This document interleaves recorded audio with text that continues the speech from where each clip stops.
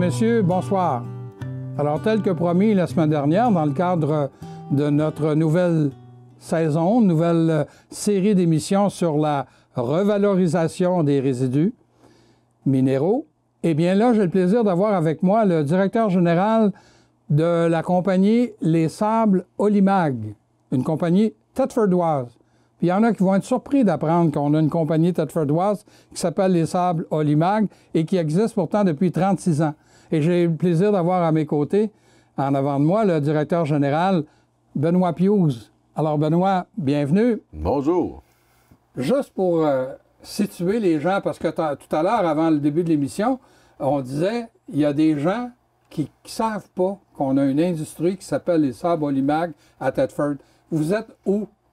Effectivement, les gens connaissent très peu de choses, des fois des Sables Olimag où on a entendu parler, mais ne savent pas vraiment ce qu'on fait. On est situé sur la rue Cahouette, près de ce qu'on appelle le Vieux-Saint-Maurice. Le seul tunnel qu'on a à Thetford, bien, quand on passe ce tunnel-là, juste après, à droite, on a les installations de nos opérations d'usine de production.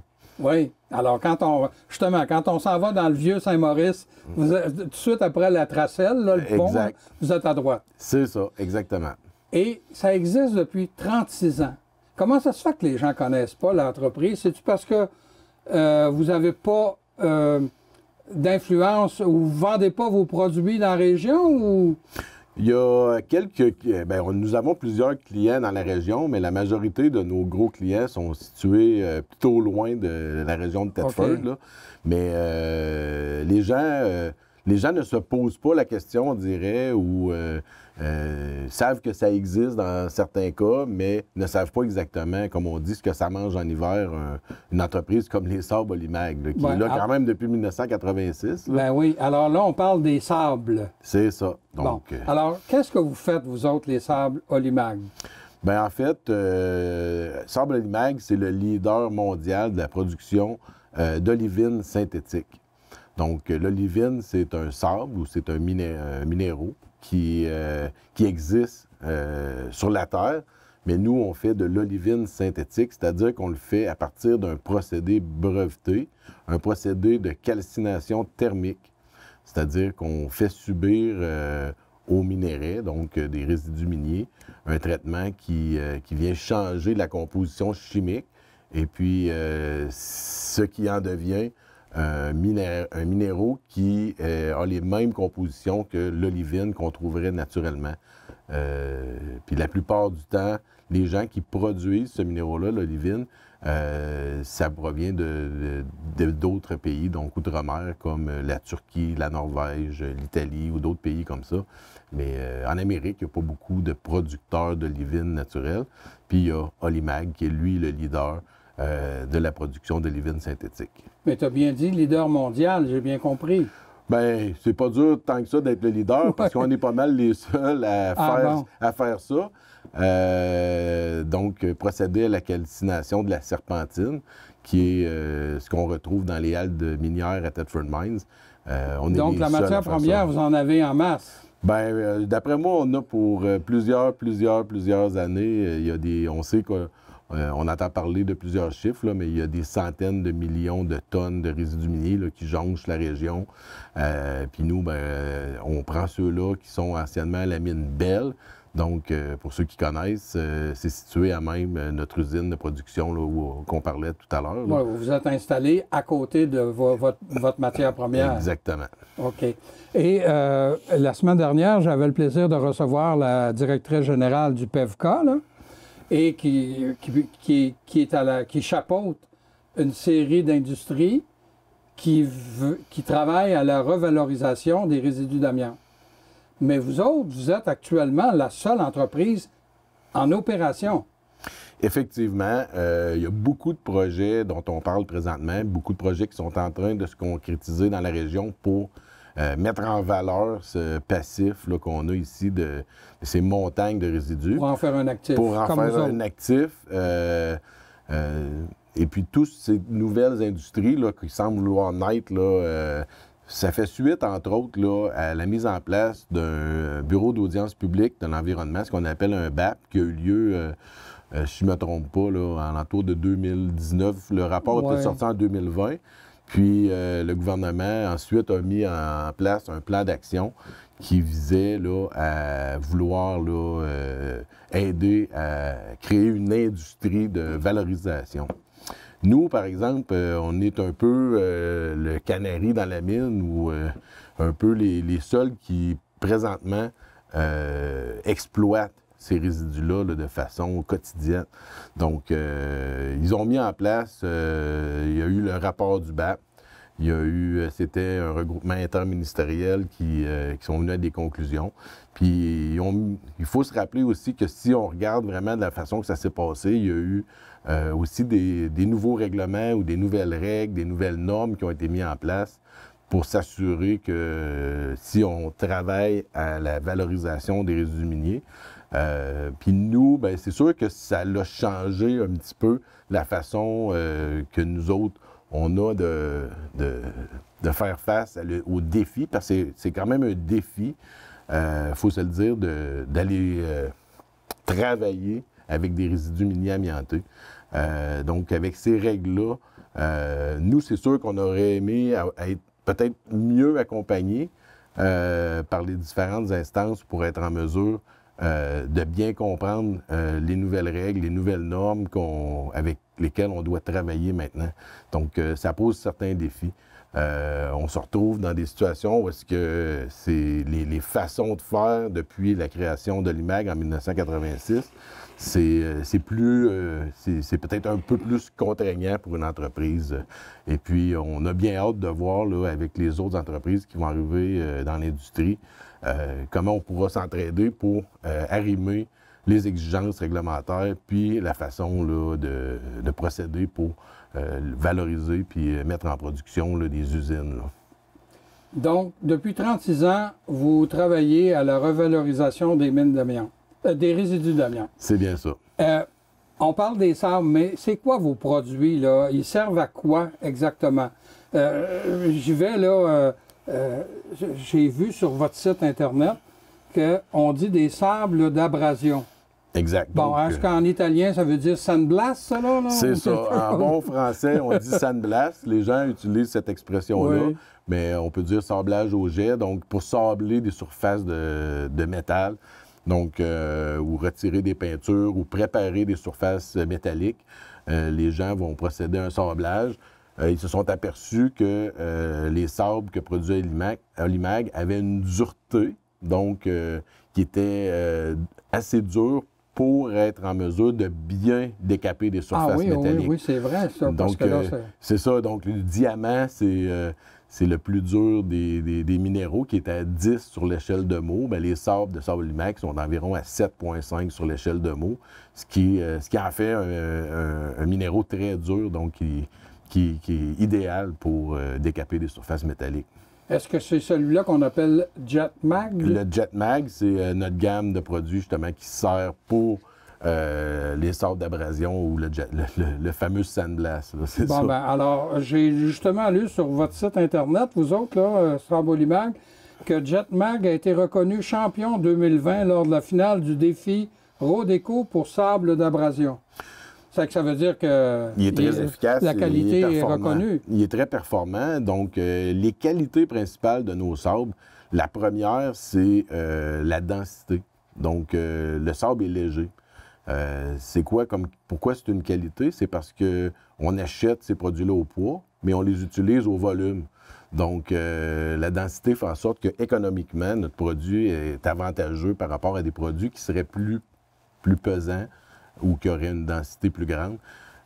Nos compétiteurs, un sac, par exemple, de notre sable, à côté d'un sac du même poids de sable compétiteur, il y en a moins. Il y en a beaucoup moins. Ah, oui, c'est ça, on le voit tout de suite à l'œil que c'est un gros avantage.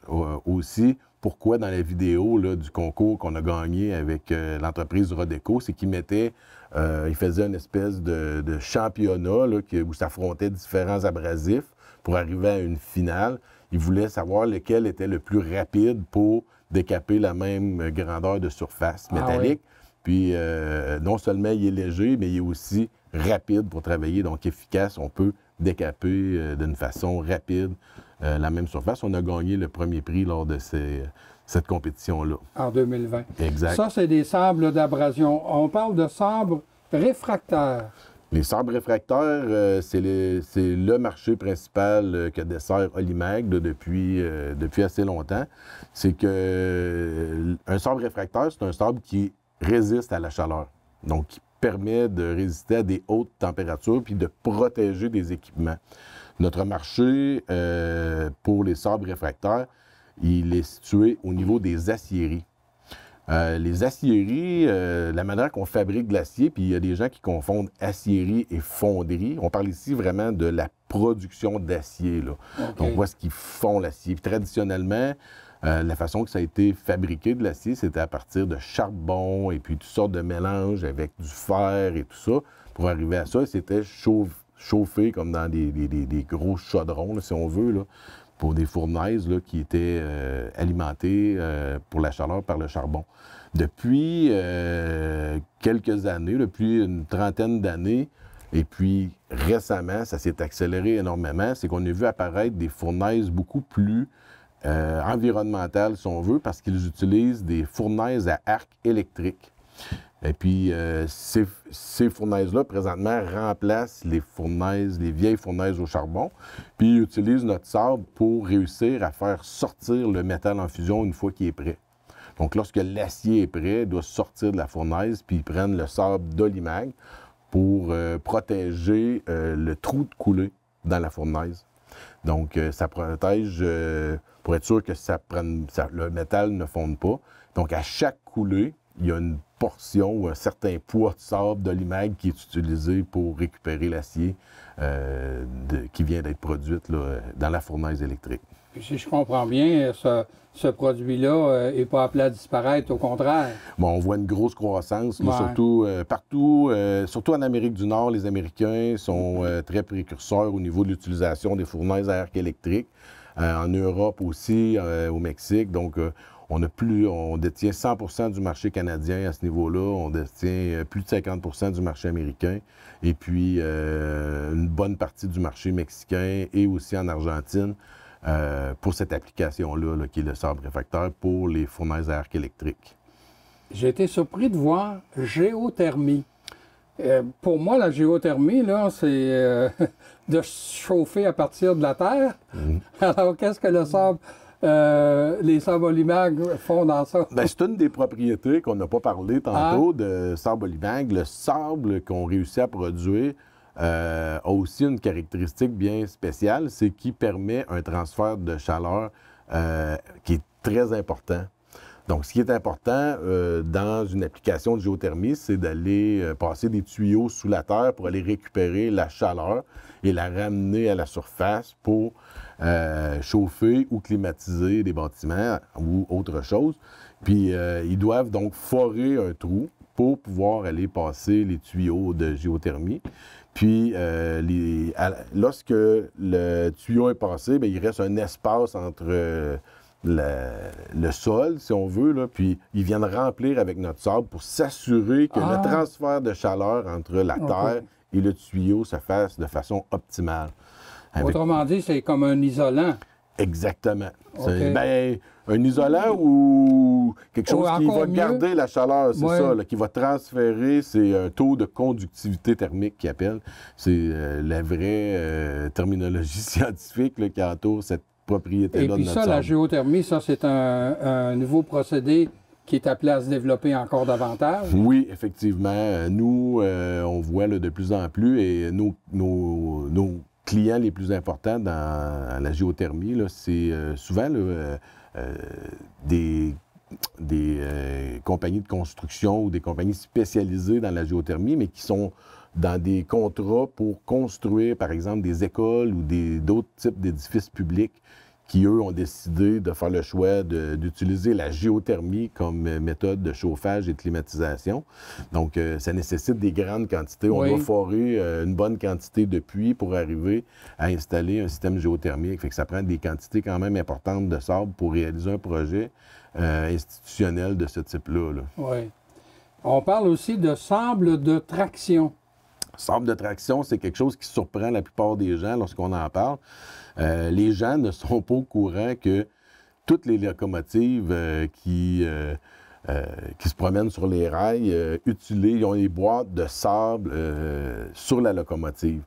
Et puis, qu'est-ce qu'ils font avec ça? C'est que s'ils veulent augmenter l'adhérence de la roue en métal sur le rail en métal... Ils mettent ce sable-là? Ils ont un bouton, le conducteur de locomotive a un bouton qui appuie et puis qui va envoyer un jet de sable devant la roue et qui va augmenter la traction. L'adhérence? L'adhérence, oui. Pour, par exemple, si les rails sont mouillés, les rails sont jonchés de débris l'automne avec les feuilles, les trains miniers qui doivent transporter là, beaucoup de wagons très lourds, là, ont besoin d'une bonne traction pour pouvoir, au démarrage, partir. Puis s'ils ont des côtes à monter, ils vont utiliser ce sable-là. C'est très surprenant, les gens ne le savent pas.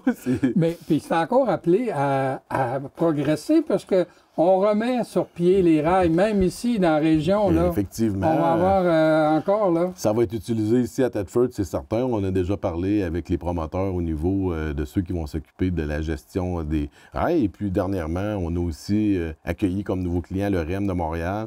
On a le TTC à Toronto. Les transports publics, les transports industriels, puis le transport de marchandises. Et là, quand j'ai vu dans les différents produits, j'ai été très surpris du sable de surface de jeu.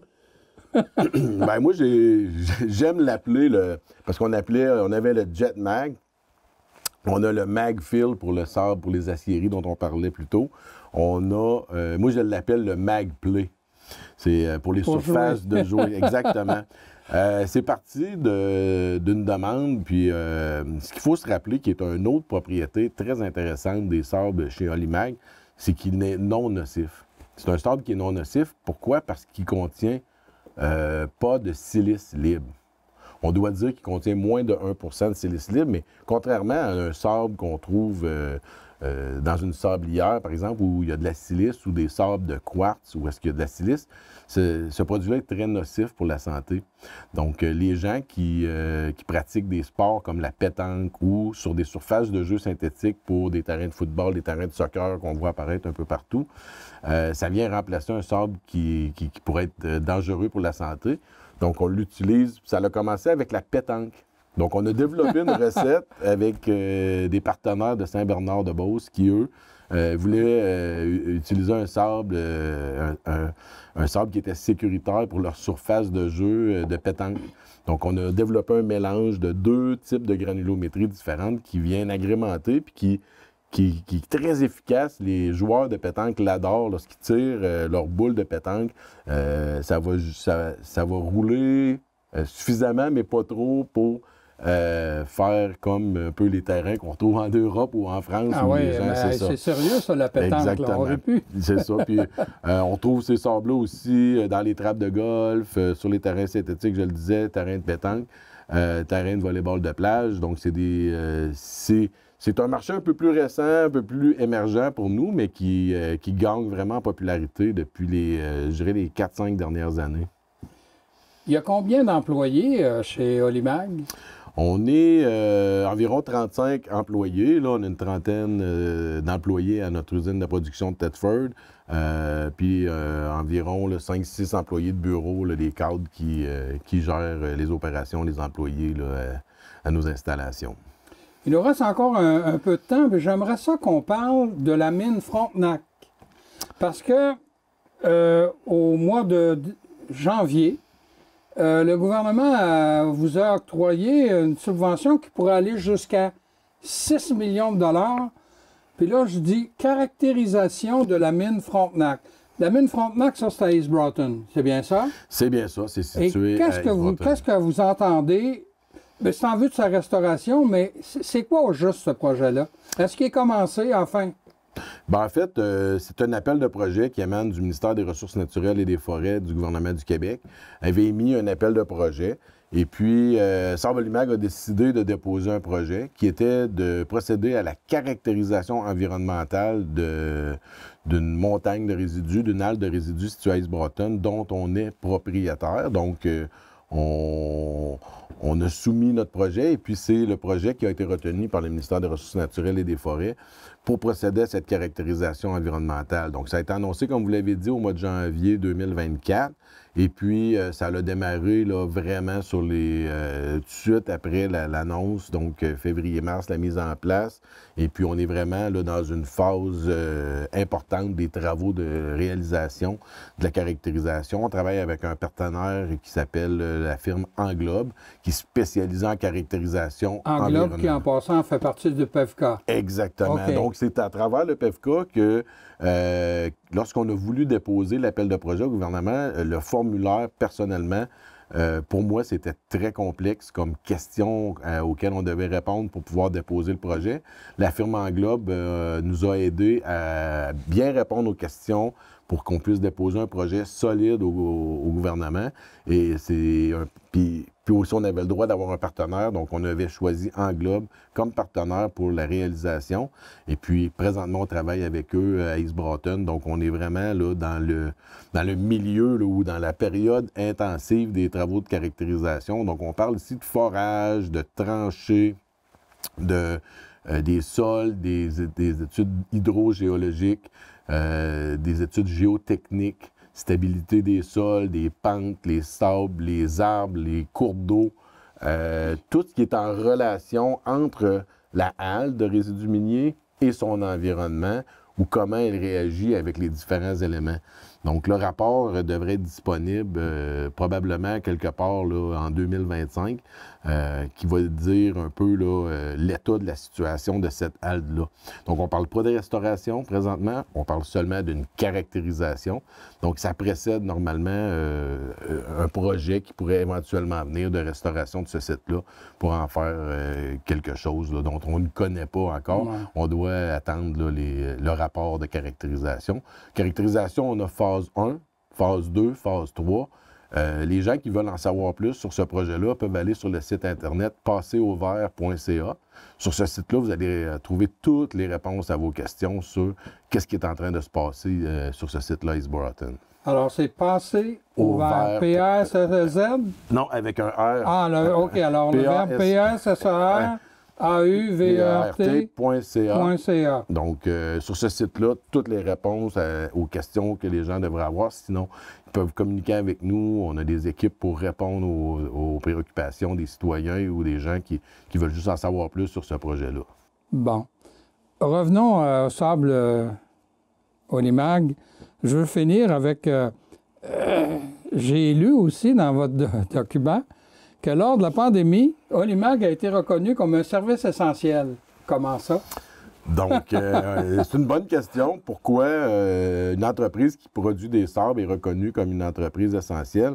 En fait, on est dans la chaîne d'approvisionnement des aciéries, comme on est un fournisseur de produits qui est nécessaire à produire de l'acier. Et comme l'acier avait été déterminé aux États-Unis, au Canada, comme un service essentiel, et c'est des industries qu'on ne peut pas arrêter facilement et repartir facilement. Donc, le gouvernement va autoriser la poursuite des activités de production d'eux autres. Donc, tous les fournisseurs, comme nous, devaient continuer à pouvoir approvisionner l'industrie sidérurgique canadienne, américaine et mexicaine.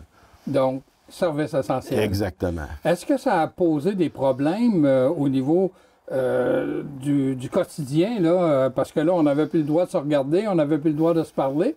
Là, vous êtes une trentaine d'employés qui travaillaient là, avec les masques et tout. Là. Ça a nécessité des grosses adaptations, comme dans bien d'autres industries ou dans bien d'autres entreprises, là, mais on a dû s'adapter. Au début, c'était un peu l'inconnu, comme pour tout le monde. On a mis en place une équipe qui pouvait s'informer des mesures à prendre et puis pouvait les implanter dans nos différentes équipes de production. Et puis, on s'est habitué avec le temps à avoir ces nouvelles procédures-là. Je vous ai pas dit que ça, je dis pas que ça s'est pas fait sans gros travail, mais il a fallu le faire, on n'a pas eu le choix. Puis tout le monde a bien collaboré, tout le monde comprenait la situation. Mais tout le monde était heureux en même temps de savoir qu'ils pouvaient continuer à travailler avec des mesures en place qui les protégeaient là, de la situation à ce moment-là. Là. Dernière question. C'est quoi l'avenir d'Olimag? Bien, l'avenir de l'IMAG, nous voulons continuer de desservir le marché des aciéries parce qu'il est en croissance. Donc, une des choses qu'on regarde beaucoup, c'est de pouvoir là, augmenter nos capacités de production dans ce segment de marché-là. Et on est en pourparlers aussi avec différents acteurs des entreprises qui sont dans la captation de CO2. Vous allez le voir à travers la série en parlant aux différentes entreprises qui s'intéressent aux résidus miniers. C'est une des propriétés qui est bonne, ça permet de capter le CO2. Donc, on parle à plusieurs personnes, on fait des essais, on regarde différents projets pour la captation de CO2. Donc, je pense que ça va être probablement une des choses qui va venir s'ajouter à nos activités commerciales là, dans les prochaines années. Bien, merci beaucoup. Alors, chers amis, j'avais le plaisir de recevoir le directeur général de Les Sables Olimag, M. Benoît Pius. À la semaine prochaine.